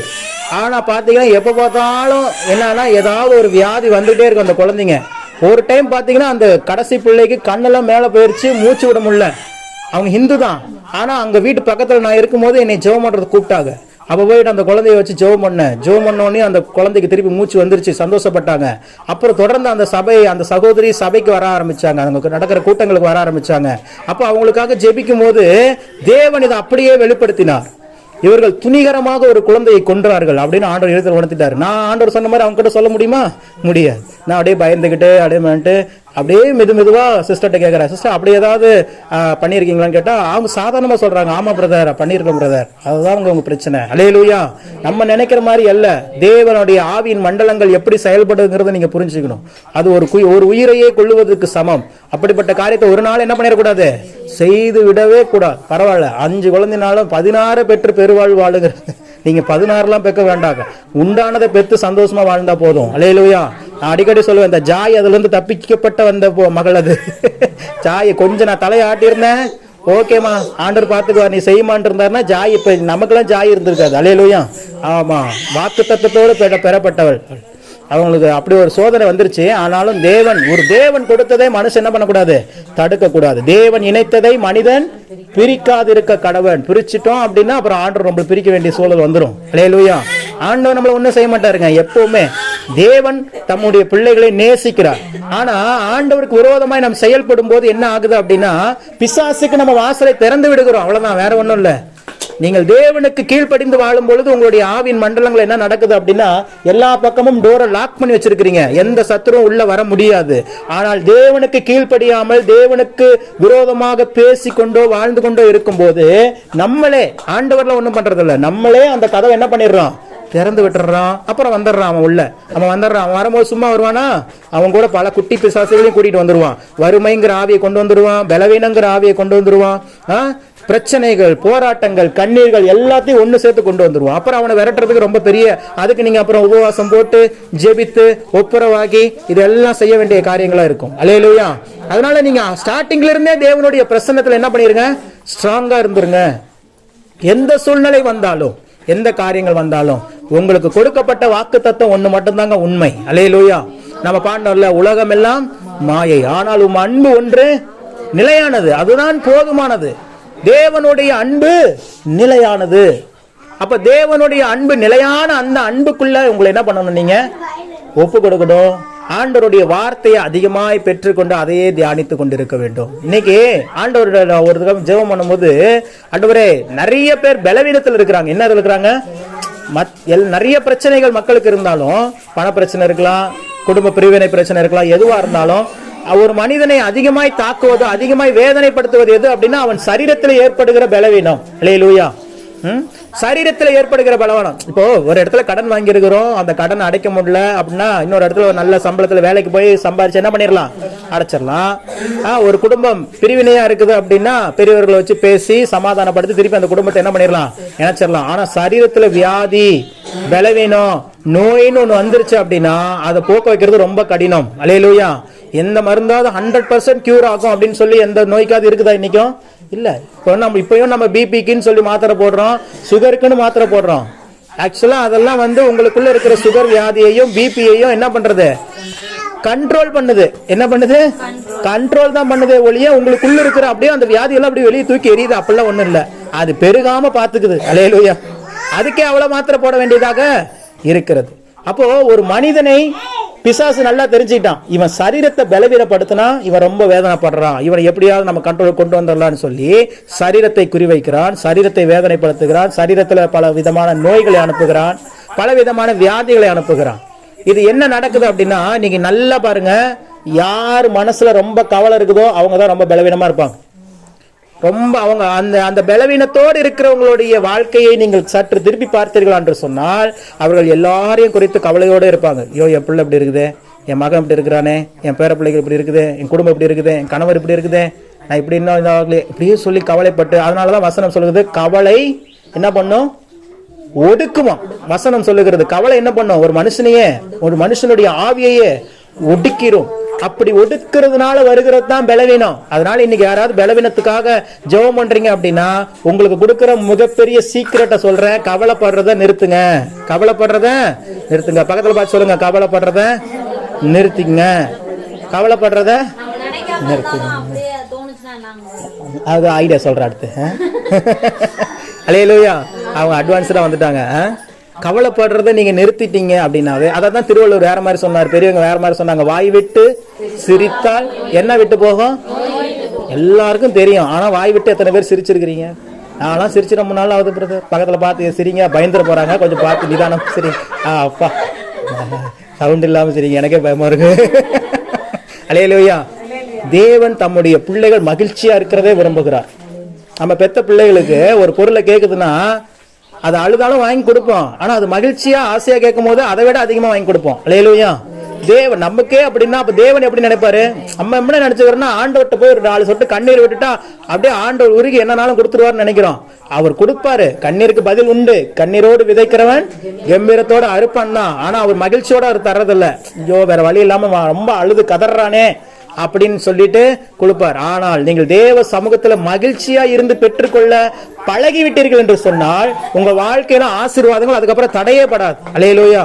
இதுதாங்க மெயின் டோரு. அது பின்னாடி டோரு. அது அழுது ஆண்டவர்கிட்ட பெற்றுக்கொள்வது என்பது பேக் சைட் டோர். அந்த வழியாவும் வீட்டை விட்டு வெளியே போகலாம். ஆனா எந்த வழியா தான் முன்னா, இதுதான் முக்கியம். மெயின் டோர் தான் முக்கியம். அப்போ மெயின் டோர் என்பது என்ன, தேவ சமூகத்துல சந்தோஷமா இருக்கு. அப்ப கவனிங்க, பலவீனமா இருக்கிறவங்க முதல்ல கவலைப்படுறத நிறுத்துங்க. என்ன பண்ணுங்க, இதை நான் சொல்ல, ஆண்டவரே சொல்றார். என்ன சொல்றாரு, வருத்தப்பட்டு பாரம் சுமக்கிறவர்களே நீங்கள் எல்லாரும் என்னிடத்தில் வாருங்கள், நான் உங்களுக்கு. அவரே சொல்லிட்டாரு, நீங்க எவ்வளவு பாரத்தை சுமக்கிறீங்க, மனுஷனா இருக்கிற எங்களுக்கு தெரியாது, ஆனா அவருக்கு தெரியும். அவரே சொல்றாரு, உங்க பாரம் பெருசுதான், நீங்க கடந்து வருகிற பாதை ரொம்ப கடினமான பாதை தான், உன்னுடைய வேதனை வார்த்தையில சொல்லி முடியாதுதான். ஆனா எதுவா இருந்தாலும் நீ என் சமூகத்துல இறக்கி வச்சிரு, என் சமூகத்துல இறக்கி வச்சிரு. சரி, அப்போ இதெல்லாம் தாண்டியும் பிரதர் கவலை வருது, அது எப்படி பிரதர் மாத்துறது, சகோதரி கேட்டாங்களா, அதுக்கு ஆன்சர் சொல்றேன். இப்போ ஒரு பிரச்சனை அது உங்களுடைய பிரச்சனையா இருந்துச்சுன்னா தான் நீங்க என்ன பண்ணுவீங்க, அதுல கான்சென்ட்ரேஷனோட இருப்பீங்க, அதை குறித்து கவலைப்படுவீங்க. இன்னொருவருடைய பிரச்சனையை குறித்து நீங்க கவலைப்படுவீங்களா? இன்னொருவருடைய பிரச்சனை, இப்ப உதாரணத்துக்கு சொல்றேன், உங்க வீட்டு பக்கத்துலயே ஒருத்தர் இருக்கிறாங்கன்னு வச்சுக்கோங்க, அவங்களுக்கு ரொம்பலாம் உங்களுக்கு பழக்கம் இல்லை, என்னன்னா என்ன, வாங்கன்னா வாங்க, போங்கன்னா போக அப்படிங்கிற மாதிரி இருக்கிறாங்க. அவனுக்கு ஒரு 10 லட்ச ரூபா கடன், அவன் வீட்டுல 10 லட்ச ரூபா கடனுக்கு வட்டி கட்டாம கடன்காரங்க கேட்டுட்டு இருக்கிறாங்க. நீங்க பாக்குறீங்க, பார்த்துட்டு ஐயோ இந்தாங்க நான் அந்த 10 லட்ச ரூபா தரேன் போய் கொடுத்துருவீங்களா? என்ன பண்ணுவீங்க? நல்ல விசுவாசியா இருந்தா அவங்களுக்காக என்ன பண்ணுவீங்க? ஜெபிப்பீங்க. ஜெபிச்சுட்டு உங்க வேலையை நீங்க பார்க்க ஆரம்பிச்சிருவீங்களா? திருப்பி அதை குறிச்சே கவனிச்சுட்டு இருப்பீங்களா? ஏன்னா அது யாருடைய பிரச்சனை இல்ல, என் பிரச்சனை இல்ல சார், அது அவங்க பிரச்சனை சார், அவங்க பாத்துக்குவாங்க சார், அவங்களுக்கு சொத்து இருக்கு சார், அவங்க வித்து அதை கொடுத்துக்குவாங்க சார், அவங்க பார்த்து போறோமா இல்லையா? அதுக்கப்புறம் அவங்களை குறிச்சு நம்ம கவலைப்படுறோமா? இப்ப சொல்றேன், உங்களுக்கு இருக்கிற பிரச்சனைகள் உங்களுடையது அல்ல, அது தேவனுடையது. அல்லேலூயா. நீங்க அப்படி நினைச்சு பழகிட்டீங்க அப்படின்னா நீங்கள் எதை குறித்தும் கவலைப்பட மாட்டீர்கள். நீங்க வாங்கின கடன் இனி உங்க கடன் அல்ல, அவருடைய கடன். உங்க குடும்பத்தில் இருக்கிற பிரச்சனை இனி உங்க பிரச்சனை இல்ல. இததான் வேதத்துல வேற மாதிரி சொல்றது, யுத்தம் உங்களுடையது அல்ல. அது யுத்தம்னு சொன்னதுனால நம்ம நினைச்சுக்கிட்டு ஏதோ சண்டை நினைச்சுக்கிட்டோம். யுத்தம்ல வேற ஒண்ணும் இல்ல. நீங்க சரீரத்துல உங்களுடைய வாழ்க்கையில எதை ஃபேஸ் பண்றீங்க, எதை பாதிப்போட பார்த்து கொண்டு இருக்கிறீங்க, அதுதான் யுத்தம். அந்த யுத்தம் உங்களுடையது இல்ல. இன்னையிலிருந்து சொல்லுங்க, இன்னையிலிருந்து என் வாழ்க்கையில இருக்கிற நடக்கிற யுத்தங்கள் என்னுடையது அல்ல, அது தேவனுடையது. ஜெயம் என்னுடையது. அல்லேலூயா. பாருங்க, அறிக்கை பண்ணிட்டீங்க, திரும்பி வீட்டுக்கு போயிட்டு கவலைப்பட்டு இருக்க கூடாது. அல்லேலூயா. பிரதர் என்ன பிரதர் பண்றது, ஒன்னும் பண்ண வேண்டாம். கொஞ்சம் அதனாலதான் ஆண்டவர் சொல்லிட்டார், கர்த்தர் உனக்காக நீ கொஞ்சம் சும்மா இருமா. பக்கத்துல பார்த்து சொல்லுங்க, கொஞ்சம் சும்மா இருங்களேன். அல்லேலூயா. கொஞ்சம் பேசாம இருங்களேன். நான் பேசணும்னு நினைச்சா அவர் சொல்றாரு, பவுல் தெளிவா சொல்றாரு, கொஞ்சம் டீசெண்டா சொல்றாரு. பேசணும்னு முடிவு பண்ணிட்டுனா பக்தி விருத்திக்கு ஏதுவான அதை மட்டும் ஏன்னா பேச, இல்லைன்னா நீ பேசாமல் இருப்பதே நலம். சொற்களின் மிகுதியினால், சொற்கள் மிகுதி ஆயிடுச்சுனாவே அங்க என்ன வந்துரும், பாவம் வந்துரும். அதனால சொற்கள் மிகுதி, சொற்களை கொஞ்சம் கம்மி பண்ணிட்டு தேவனுடைய வார்த்தை பேச வரும்போது மணிவேண்ட சொல்லிட்டே வந்துச்சு, நம்ம குறைவோடு இருந்தா கூட, இஸ்ரா வெங்கடேஷ் பாஸ்டர் சொன்னாருன்னு சொல்லி, குறைவோடு இருந்தா கூட அந்த குறைவை பேச வேண்டாம், நிறைவை பேசணும். அப்பதான் நீங்க குறைவோடு இருக்கும்போது அந்த குறைவை குறித்தே பேசிக் கொண்டிருந்தீர்கள் என்றால் நீங்களே அந்த ஆசீர்வாதத்துக்கான கதவை அடைத்து விடுகிறீர்கள் சொன்னாராம். அல்லேலூயா. அதுதான் உண்மை. பிசாசு நமக்கு இருக்கிறத வச்சே பேச வைப்பான். நான் அன்னைக்கே சொன்னேன், நீங்கள் நடந்ததையும் நடந்து கொண்டிருப்பதையும் பேசுவதற்காக அழைக்கப்பட்டவர்கள் அல்ல, நடக்க போவதை பேசுகிறவர்களுக்காக அழைப்பவர்கள். சொல்லுங்க, நடக்க போவதை பேசுகிறதுக்காக அழைக்கப்பட்டவன் நான். அல்லேலூயா. நினைத்ததை நடத்தியே முடிப்பவன் அப்படிங்கிறவங்கள. அதே மாதிரி நீங்க என்ன நினைக்கிறீங்களோ அதை நடத்தி முடிக்கக்கூடிய வல்லமையை தேவன் யாருக்குள்ளதான் தராரு, உங்களுக்குள்ளதான் தராரு. என்னை பலப்படுத்துகிற கிறிஸ்துவினாலே. இன்னும் பைபிள் இருந்து சொல்லல, ஆனா நான் சொல்றது எல்லாமே வேத வார்த்தைகள். என்னை பலப்படுத்துகிற கிறிஸ்துவினாலே எல்லாவற்றையும், சொல்லுங்க, எல்லாவற்றையும் செய்ய எனக்கு பலன் உண்டு. தேவன் உங்களுக்கு பலனை தந்திருக்கிறார். அல்லேலூயா. எத்தனை பேர் ஆமாங்க எனக்கு பலன் தந்திருக்கிறாருங்கிறீங்க? அல்லேலூயா. அப்ப பலனே உங்ககிட்ட தான் இருக்குது, பலனே உங்ககிட்ட தான் இருக்குது. நீங்கள் நன்றாக புரிந்து கொள்ள, நீங்க பெற்றுக்கொள்ள வேண்டிய ஒரே ஒரு விஷயம் வாக்கு தத்தம். அந்த வார்த்தைகளை மட்டும் பெற்றுக்கொண்டீங்கன்னா போதும். இந்த வருஷத்துல நமக்கு ஆண்டவர் என்ன வாக்கு தத்தம் தந்தாரு? சியோன் குமாரத்தியே கெம்பீரித்து பாடு, இஸ்ரவேலின் பரிசுத்தர் உன் நடுவில் பெரியவராக இருக்கிறார். வாக்கு தத்தத்தை தந்து விட்டார். அந்த பெரியங்கிற காரியத்தை தான் இந்த மாசம் ஃபுல்லா நம்ம தியானிச்சுட்டு இருக்கிறோம். இன்னைக்கு அதுக்காக ஒரு வசனத்தை வாசிக்கலாம். ஆதியாகமத்தின் புத்தகம் 26ஆம் அதிகாரம் அதனுடைய 13வது வசனத்தை வாசிங்க. ஆதியாகமம் 26:13. அவன் ஐஸ்வர்யவனாகி வர வர விருத்தி அடைந்து மகா பெரியவனானான். அல்லேலூயா. உங்களுக்கு ஒரு ரகசியம் சொல்லி தரேன். இந்த மாதிரி வாக்குத்தத்தத்தை வாசிக்கும் போது மனசுக்குள்ள உடனே ஆமாம் இது எனக்குரியது, ஆமேன் அப்படின்னு சொல்லிருங்க. அல்லேலூயா. வாக்குத்தத்தத்தை உங்களுக்கு முன்னாடி ஆண்டவர் வச்சுட்டார். நீங்க பசியோடு இருக்கிறீங்கன்னு அவருக்கு தெரியும். உங்களுக்கு முன்னாடி உணவு பரிமாறிட்டார். இப்ப எடுத்து சாப்பிட வேண்டியது, ஆண்டவரே நான் பசியோடு இருக்கிற ஆண்டவரே, கொஞ்சம் கண்ணு அங்கிருந்து கீழே பாருமா. என்னது உங்களுக்கு முன்னாடி என்ன வச்சுட்டாரு? அதனாலதான் ஆண்டவரே நம்மளுக்கு புரியணுங்கிறதுக்காகவே இது என்னன்னு சொல்லிட்டாரு, மண்ணான்ட்டார். நீ சோத்துல உனக்கு தெரியும், நீ சோரை பத்தி சொன்னா நீ மனப்பாடமா இருப்ப. அதனாலதான் ஆண்டவர் பாருங்க நிறைய விஷயத்த சோர்க சொல்றார். அவரு பவுல் கொஞ்சம் வித்தியாசமா ஞான பாலுங்கிறார். அல்லேலூயா. எல்லாமே சாப்பிட்ற பொருளா சொல்றாரு. ஏன்னா அதை நம்ம மறக்கவே மாட்டோம் அவ்வளவு சீக்கிரம். அல்லேலூயா. ஆண்டவர் ரொம்ப வித்தியாசமானவருங்க, ரொம்ப crazy. Is very very crazy. அல்லேலூயா. நமக்கு புரியணுங்கிறதுக்காக என்ன வேணாலும் சொல்லுவார். கண்மனையின் தேனினால் உன்னை திருப்தி ஆக்குவே. சும்மா தேன்னாவே இங்க ஒளிவிடும். அவர் சொல்றாரு கண்மலையின் தேன் அப்படிங்கிறார். உச்சிதமான கோதுமையினால். அவர் பேசுறது ஏதாவது சோறு இல்லாம இருக்குதா? இங்க நம்மளுக்கு ரைஸ் மாதிரி, அங்க கோதுமை. அதனால அங்க கோதுமையை சொல்றார், உச்சிதமான கோதுமை.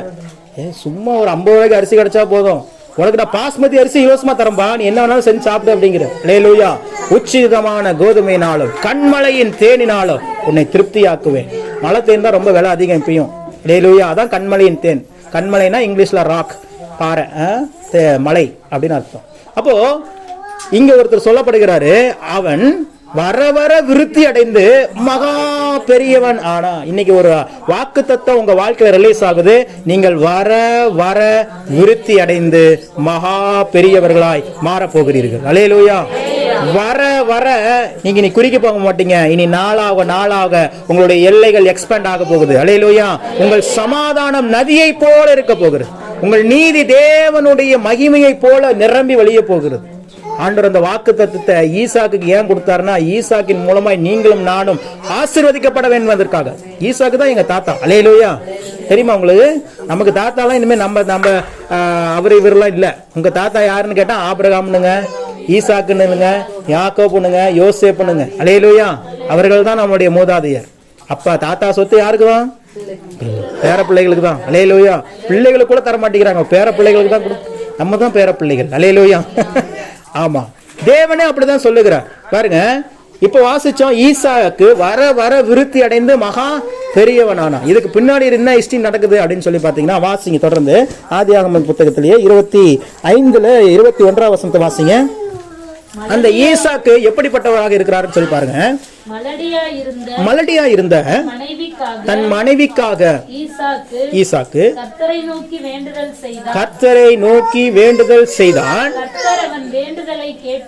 கர்த்தர் அவன் வேண்டுதலை கேட்டருளினா. அல்லேலூயா. அப்புறம் அவள் மனைவி ரெபெக்காள் கர்ப்பம் தரித்தாள். அல்லேலூயா. பாருங்க, இந்த இடத்துல ஈசாக்கினுடைய ஜெபம். ஈசாக்கு சாதாரணமான ஆள் அல்ல. அவர் மிகப்பெரிய செல்வந்தனாக இருக்கிறான். ஏன்னா ஆபிரகாமே மிகப்பெரிய செல்வந்தர். அவருடைய அப்பாவே எப்படிப்பட்டவர்? மிகப்பெரிய செல்வந்தர். பூமி கொள்ளாத அளவுக்கு ஆசீர்வாதத்தை உடையவர்.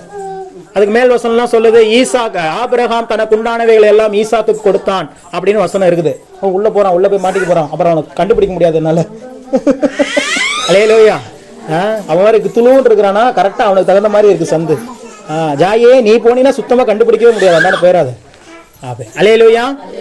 ஆபிரகாம் தனக்குண்டான எல்லா ஆசீர்வாதங்களும் ஈசாக்கு கொடுத்தான். இப்ப அந்த ஈசாக்கு எல்லாமே இருக்கிறது. என்ன இல்ல? குழந்தை இல்ல. பாருங்க, எல்லாருடைய வாழ்க்கையிலும் ஒரு குறைவை தேவன் வைத்துக் கொண்டுதான் இருக்கு.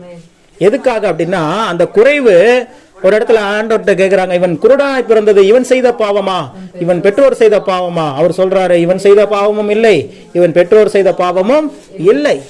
தேவனுடைய நாமம் மகிமைப்படும்படி இவன் இப்படி இருக்கிறான் அப்படின்னு சொல்லிட்டு அற்புதம் செஞ்சு விட்டாரு. கண்ணு வந்துருச்சு. அல்லேலூயா. அப்போ நம்ம வாழ்க்கையில ஒரு குறைவு வந்துட்டாலே, ஒரு பிரச்சனை வந்துட்டாலே, ஒரு போராட்டம் வந்துட்டாலே உடனே நீங்க உங்களை பலவீனப்படுத்திக்காதீங்க. நான் ஏதோ தப்பு பண்ணிட்டாப்லாம் நினைக்காதீங்க. இப்படி ஒரு பிரச்சனை வந்துருச்சுனாவே, இந்த பிரச்சனையிலிருந்து தேவன் என்னை வெளியே கொண்டு வருவதற்கு ஒரு மிகப்பெரிய அதிசயத்தை செய்ய போகிறார். அல்லேலூயா. அப்படிதான் உங்களுடைய மனக்காரியங்கள் இருக்கணும். உங்க பிள்ளைகளுடைய வாழ்க்கையில போராட்டங்களை சந்திக்கிறீங்களா? உங்க பிள்ளைகள் தான் தேசத்தின் தலைவர்களாக மாறுவார்கள். அல்லேலூயா. யாரெல்லாம் ஒரு அறிக்கையில வாசிச்சேன், மருத்துவ அறிக்கையில வாசிச்சேன், சின்ன பிள்ளைகளை இந்த மாதிரி குழந்தைங்க நிறைய சளி காய்ச்சல் சொல்லி அடிக்கடி வந்த பிள்ளைகளுக்கு தான் அவங்களுடைய வாழ்நாட்கள் அதிகமா இருக்குதான். ஏன்னா அவங்களுக்குள்ள நோய் எதிர்ப்பு சக்தி அதிகமா உருவாயிருது. அல்லேலூயா. ஆமா, ஏன்னா இது மருத்துவ ரீதியாக உண்மை நிரூபிச்சிருக்கிறாங்க. ஏன்னா அது சின்ன வயசுல என்ன பண்ணுது, பலவிதமான கிருமிகள் உள்ள வந்துச்சு. அந்த கிருமிகளை தாக்கக்கூடிய, அந்த கிருமிகளை வெளியேற்றக்கூடிய அந்த நோய் எதிர்ப்பு சக்தி பழக்கவிக்கப்பட்டு விட்டது. உள்ள இருக்கிற நோய் எதிர்ப்பு சக்தி என்ன ஆயிடுச்சு, எந்த மாதிரி கிருமி வந்தாலும் அதை தாக்கி அதை அழிக்கக்கூடிய திறமையை அந்த உள்ள இருக்கிற அந்த சின்ன வயசுலயே என்ன பண்ண. அப்ப உங்களுக்கு எல்லாம் இது போடுறாங்களே, என்னது தடுப்பூசி. தடுப்பூசிங்கிறது என்னன்னு தெரியுமா யாருக்காவது? இந்த 2 நர்ஸ் இருக்கிறீங்க, அதெல்லாம் இல்ல. அது நோயை குணப்படுத்துகிற மருந்தா இல்ல அது கிருமியா? எனக்கு 2ல 1 தெரிஞ்சா சொல்லுங்க. கிருமின்னு சொன்னா யாரா போய் தடுப்பூசி போடுவீங்க? தடுப்பூசின்னு ஒண்ணு போடுற நம்ம பிள்ளைகளுக்கு அது என்ன தெரியுமா? கிருமி. ஆனா செயலிழந்த கிருமி. ஒரு கிருமியை நம்ம என்ன பண்றாங்க, பிள்ளைகளுக்கு ஏத்துறாங்க. எதுக்காக அப்படின்னா, அந்த கிருமி உள்ள போனோனையும் உள்ள இருக்கிற நம்மளுடைய WBC அந்த நோய் எதிர்ப்பு சக்தி என்ன பண்ணும், அந்த கிருமியை என்ன பண்ணும், அழிச்சு கத்துக்கும், தெரிஞ்சுக்கும். இப்படி ஒரு கிருமி வந்திருக்கான், இவன் தலை எவ்வளவு பெருசு இருக்குது, இவன் கை எவ்வளவு பெருசு இருக்குது, இவன் கால் எவ்வளவு பெருசு இருக்குது, இதை எப்படி அடைக்கணும் உடைக்கணுங்கிறத பழக்கிறோம். அப்ப திரும்ப உண்மையாகவே உயிரோடு இருக்கிற கிருமி உள்ள வந்தோடனே என்ன பண்ணிடும், அந்த நோய் எதிர்ப்பு சக்தி. அத பாத்தீங்கன்னா உங்க பாஸ்டர் பாருங்க, சயின்ஸ் சொல்லி கொடுக்குறாரு, மேக்ஸ் சொல்லி கொடுக்குறாரு, எல்லாமே சொல்லி கொடுக்குறாரு. பாத்தீங்களா? அல்லேலூயா. ஆனா ஒன்னும் படிக்கல, 12வது தான் ஃபெயில். அல்லேலூயா. ஆமா, ஆனா எல்லாமே தெரியும் ஓரளவுக்கு. ஏன்னா அங்கங்க எல்லாம் தெரிஞ்சு வச்சுக்கிட்டேன். அப்போ நம்மளோட உடம்பையே ஆண்டவர் அப்படிதான் பயன்படுத்தி வச்சிருக்கிறார். அப்போ தடுப்பூசி என்று சொல்லி போடுவதே ஒரு கிருமியை தான் உள்ள செலுத்துறாங்க நம்மளுக்குள்ள. எதுக்காக? அந்த கிருமியை எதிர்த்து போராடக்கூடிய ஆற்றலை நம்மளுக்குள்ள இருக்கிற அந்த இம்யூனிட்டி சிஸ்டம், அந்த நோய் எதிர்ப்பு சக்தி அதை தெரிந்து கொள்ள வேண்டும் என்பதற்காக. அல்லேலூயா. அப்போ உங்க வாழ்க்கையில ஒரு பிரச்சனை வருது, உங்க வாழ்க்கையில ஒரு போராட்டம் வருது, உங்க வாழ்க்கையில ஒரு குறை வருதுன்னா அது உங்களை அழிப்பதற்காக அல்ல, அதை எதிர்த்து போரிட்டு உங்களால் ஜெயிக்க முடியும் என்பதை நிரூபிப்பதற்காக. அல்லேலூயா. அதுக்கு தேவையானது ஒன்னே ஒண்ணுதான், விசுவாசம். சொல்லுங்க, பக்கத்துல பார்த்து சொல்லுங்க, ஒன்னே ஒண்ணுதான் தேவை. ஒன்னே ஒண்ணுதான் தேவை உன் வாழ்க்கையில, ஒன்னே ஒண்ணுதான் தேவை. சொல்லுங்க, விசுவாசம். விசுவாசம். ஏன் அதை மட்டும் மெயினா சொல்றேன் அப்படின்னா, வேதம் சொல்லுகிறது நம்முடைய விசுவாசமே உலகத்தை ஜெயிக்கிற, இந்த உலகத்தையே ஜெயிக்கக்கூடிய ஜெயம் உங்களுக்கு வேணும் அப்படின்னா உங்களுக்கு தேவையானது என்னது? அப்போ ஈசாக்கு, ஒரே ஒரு பாயிண்ட் சொல்றேன். ஈசாக்கு அவன் எவ்வளவு ஆசீர்வதிக்கப்பட்டவனா இருந்தாலும் தன் மனைவிக்காக ஜெபித்தான். அல்லேலூயா. மலடியா இருந்த சாதாரண மனைவி அல்ல, எல்லாமே ஆசீர்வதிக்கப்பட்ட மனைவி அல்ல. அவளிடத்துல ஒரு குறைவு இருக்குது, மலடியா இருக்கிறாள். மலடியா இருந்த தன் மனைவிக்காக ஈசாக்கு கர்த்தரை நோக்கி வேண்டுதல் செய்தான். கர்த்தர் என்ன பண்ணாரு? அவன் வேண்டுதலை கேட்டார். உடனே அற்புதம் எங்க நடக்குது? ரெபெக்காள் ஒரே வசனத்துல தான், ஜெபமும் ஒரே வசனத்துல, வாக்குத்தத்தமும் ஒரே வசனத்துல. வாக்குத்தத்தம் வெளிப்பட்டதும் நான் சொல்றேன், இன்னைக்கு உங்களுடைய கணவர்கள் எல்லாம் உங்களுக்காக ஜெபிக்கிறவர்களாய் மாற வேண்டும். அல்லேலூயா. இங்க இருக்கிற சகோதரிமார்களுடைய ஜெபம், நீங்க உங்க கணவர் ரட்சிப்புக்காக ஜெபம் பண்றீங்களா? பண்ணுங்க. உங்க கடன் பிரச்சனை மாறணும் ஜெபம் பண்றீங்களா? பண்ணுங்க. அவர் நல்ல சுகத்தோட ஆரோக்கியத்தோட இருக்கணும் ஜெபம் பண்றீங்களா? பண்ணுங்க. இதை விட ஸ்பெஷலான ஒரு ஜெபத்தை சொல்லி கொடுக்குறேன். ஆண்டவரே, என் கணவர் எனக்காக ஜெபிக்கணும். சொல்லுங்க, என் கணவர். அப்படி ஒரு ஜெபத்தை செஞ்சு உங்க கணவரை எல்லாரும் ஜெப வீரர்களாய் மாற்றுங்கள். அல்லேலூயா. எந்த கணவன் தன் மனைவிக்காக உண்மையாய் ஜெபிக்கிறானோ அவன் வீழ்ச்சி அடையவே மாட்டான். அல்லேலூயா. ஈசாக்கினுடைய ஆசீர்வாதத்துக்கு பின்னாடி ஏன் ஈசாக்கு வர வர விருத்தடைந்து மகா பெரியவனான தெரியுமா? அவனுடைய மனைவியை அவன் மதித்தான், அவன் மனைவிக்காக ஜெபித்தான், அவன் மனைவியினுடைய பாரத்தை தன் பாரமாக எடுத்துக்கொண்டான். என்ன வேணாலும் சொல்லிட்டே போலாம். அல்லேலூயா. வசனம் சொல்லுகிறது, ஈசாக்கு ரெபெக்காளை தன் மனைவியாக்கி கொண்டு நேசித்தான். இங்க வேற மாதிரி போயிடுச்சு. ஃபர்ஸ்ட் நேசிச்சிடுறாங்க, அப்புறம் தான் மனைவி ஆக்கிக்கிறாங்க. ஆனா அவங்க என்ன பண்றாங்க? தேவனுடைய சந்ததியில ஈசாக்கு தன் ரெபெக்காளை தன் மனைவி ஆக்கி கொண்டு அப்புறம் நேசிக்கிறான். அதான் கரெக்டான ஒரு ஃபார்முலா. அல்லேலூயா. அப்போ தேவ பிள்ளைகள், குறிப்பாக கணவன்மார்கள், ஆண்கள் தன் மனைவிக்காக ஜெபிக்கிறவர்களா இருக்க வேண்டும். அது யார் கையில இருக்குது? உங்க கையில தான் இருக்கு. அல்லேலூயா. நீங்க ஜெபிக்க, நீங்க அதான் சொன்னேன், உங்க கணவருக்கு நீங்க எத்தனை ஜெப குறிப்பா வச்சிருங்க. முதல் ஜெப குறிப்பா இதை வைங்க, ஆண்டவரே என் கணவர் எனக்காக ஜெபிக்கிற ஒரு ஈசாக்காக மாற வேண்டும்.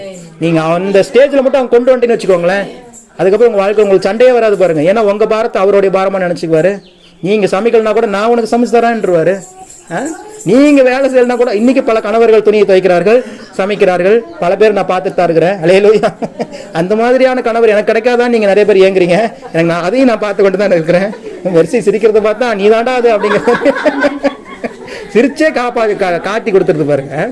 கொஞ்சம் வெள்ளமையா பிரசங்கம் பண்ண விடுறீங்களா? அல்லேலூயா. அப்படிப்பட்ட நான் தெரியும், இங்க புள்ளம்பாடியில ஒரு ஊழியக்காரனா சுவிசேஷ ஊழிய செய்யறவர் இருந்தார். அவரு இப்போ இருக்கிறாரு, அவர் கிராம மிஷனரி இயக்கத்துல இருக்கிறார். அவரு அவங்களுடைய மனைவி துணி, அவங்களுடைய பிள்ளைகள் துணியை எடுத்துட்டு வந்து நம்ம புள்ளம்பாட்டில் ஓடுது பாருங்க, அந்த ஓடையில வச்சு வாய்க்கால் அதில் வச்சு துவைப்பாருங்க. அல்லேலூயா. வயசு எத்தனை தெரியுமா? 50 வயசு 55 வயசு இருக்கும். ஆனா அவங்க மனைவி துணி துவைக்க மாட்டாங்க. மனைவியுடைய துணியை முதற்கொண்டு இவர் கொண்டு வந்து துவைச்சு எடுத்துட்டு போவார். என்னையெல்லாம் பார்த்தாருன்னா சந்தோஷமா சொல்லுவாரு, எங்க பிரதர் அப்படின்வாங்க. புள்ளம்பாடு வரைக்கும் நான் இங்கே அழுந்தல போறோம். அவருக்கு நீங்க எங்கண்ணா? தான் துணி துவைச்சு எடுத்துட்டு போறேன் அப்படின்னு பார்த்தா அங்க பார்த்தா எல்லாம் பாவாடை ஜாக்கெட்டா கிடக்கும். நீங்க சிரிப்பா இருக்கும். ஐயோ, இந்த கணவனா இரு, அதுக்கு நீ இவ்வளவு உண்மையான கணவனா இருக்குன்னா நான் எங்க பாட்டெல்லாம் இதெல்லாம் எங்க மனைவிகள் பார்த்துச்சுன்னா அவ்வளவுதான், எங்க விட்டுற அப்படின்னு நினைச்சுக்கிட்டேன். அதனாலதான் நல்ல வேலை என் கல்யாணத்துக்கு வந்தவங்க பாருங்க, ஒருத்தவங்க ஃபுல்லி ஆட்டோமேட்டிக் வாஷிங் மிஷின் என்ன பண்ணிட்டாங்க, சீரா வாங்கி கொடுத்துட்டு போயிட்டாங்க. எப்படி இவன் கல்யாணம் பண்ணா வாங்கி தர மாட்டான், அதனால நம்மளே வாங்கி கொடுத்துட்டு போயிட்டாங்க. அந்த வாஷிங் மிஷின் தான் இன்னைக்கு வரைக்கும் என்னை காப்பாத்திட்டு இருக்குது. அல்லேலூயா. இல்லைன்னா அவங்களே நினைக்க ஆரம்பிச்சிருவாங்க, அந்த கணவர் எல்லாம் அவங்க வீட்டுல எல்லாம் துவைக்கிறாங்கல்ல, இந்த கணவர் மட்டும் ஏன் துவைக்க மாட்டேங்கிறாரு அப்படின்னு யோசிக்க வரும். அல்லேலூயா. ஆனா சமைச்சிருவேன், ஏன்னா எனக்கு சமைக்கல் ரொம்ப பிடிக்கும். அல்லேலூயா. மனைவியை விட நல்லா நான் சமைக்க முடியும். அப்போ தேவனுடைய பிள்ளைகள், இது ஒரு தேவன் ஏற்படுத்துகிற பந்தம் பாத்தீங்க அப்படின்னா ஏதோ ஒரு பிள்ளைகளை பெற்றெடுப்பதற்காக மாத்திரம் அல்லங்க. தேவன் சொல்லுகிறார், தேவ சந்ததியை, தேவனுடைய சந்ததியை பெற்றெடுப்பு மட்டும் அல்ல, இவர்கள் கனம் பொருந்தியவர்கள். அல்லேலூயா. இவர்கள் இந்த உலகமே இருளா இருந்தாலும் வெளிச்சமாக இருக்கும்படி அழைக்கப்பட்டவர்கள். அவர்களை கொண்டுதான் தேவனுடைய நாமம் மகிமை அடையும். அப்போ இன்னைக்கு ஈசாக்குக்குள் இருக்கிற ஒரு பெரிய ஆசீர்வாதத்துக்கான திறவுகோல் என்ன அப்படின்னா, அவன் தன் மனைவியை நேசித்தான், தன் மனைவிக்காக ஜெபித்தான். இந்த பிரசவம் எனக்கு மட்டும்தான் நினைக்கிறேன், நீங்களும் நினைச்சுக்கோங்க. நீங்க உங்க கணவருக்காக என்ன பண்ணிக்கங்க, ஜெபம் பண்ணுங்க. என் கணவர் எனக்காக ஜெபிக்கிற ஈசாக்காய் இந்த வாரம் ஃபுல்லா இதுதான் ஹோம்வொர்க், முடிச்சுட்டு வந்துருங்க. கர்த்தர் உங்களை ஆசீர்வதிப்பார். அல்லேலூயா. கண்களை மூடி நாம் ஜெபிப்போம். பரிசுத்தமுள்ள தகப்பனே, நல்ல வார்த்தைகளுக்காக நாங்கள் நன்றி செலுத்துகிறோம். இந்த மாதங்கள் முழுவதுமாய் பெரிய ஆசீர்வாதங்களை, பெரிய திறவுகோள்களை, பெரிய நன்மைகளை, பெரிய அற்புதங்களை குறித்து நாங்கள் தியானித்துக் கொண்டிருந்தோம். இந்த நாளிலே பெரிய விருத்தியை குறித்து, பெரியவர்கள் ஆகுகிற குறித்து நாங்கள் தியானித்தோம். இந்த நாளிலே ஈசாக்கு மலடியா இருந்த தன் மனைவிக்காக ஜெபித்த பொழுது அவருடைய ஜெபத்தை நீர் கேட்டு, ஆண்டவரே, அவர்கள் கர்ப்பம் தரிக்கும்படி செய்த ஜெபத்திற்கு பதிலை தந்தீர். இந்த நாளிலே எங்கள் சபையில் இருக்கிற ஒவ்வொரு சகோதரருடைய கணவன்மார்களுக்காக நாங்கள் ஒருமனப்பட்டு ஜெபிக்கிறோம். அவர்களும் தங்கள் மனைவியை உண்மையாய் நேசிக்கிறவர்களாக, உண்மையாய் தன் மனைவியினுடைய பாரத்தை எடுத்துக் கொள்ளுகிறவர்களாக, உண்மையாய் தன் மனைவிக்காக வாழ்கிறவர்களாக வாழ்வதற்கு கர்த்தர் அவர்களுக்கு இருதயத்தை தந்தருள வேண்டுமாய் நாங்கள் செபிக்கிறோம். ஆண்டவரே, கர்த்தாவே, இந்த நாளிலே ஈசாக்கு ஆசீர்வதிக்கப்பட்டது மட்டும்தான் தெரியும். ஆனால் அவன் ஆசீர்வதிக்கப்படுவதற்கு முன்பதாக அவனுடைய குணங்கள் எப்படிப்பட்டது இருந்ததை நாங்கள் தியானித்துக் கொண்டிருக்கிறோம். இன்றைக்கு நாங்கள் அதை தியானித்தோம். அவன் உண்மையாய் தன் மனைவியை நேசித்தான். உண்மையாய் தன் மனைவியை நேசிக்கிற கணவன்மார்களுடைய கரத்தில் நாங்கள் ஒப்பு கொடுக்கிறோம். அவர்களுடைய வாழ்க்கையில தேவ கிருபை பெருகுவதாக, தேவனுடைய ஆசீர்வாதங்கள் பெருகுவதாக, வர வர விருத்தி அடைந்து மகா பெரியவர்களாய் மாறுவார்களாக. ஈசாக்கின் தேவன் எங்களின் தேவன்.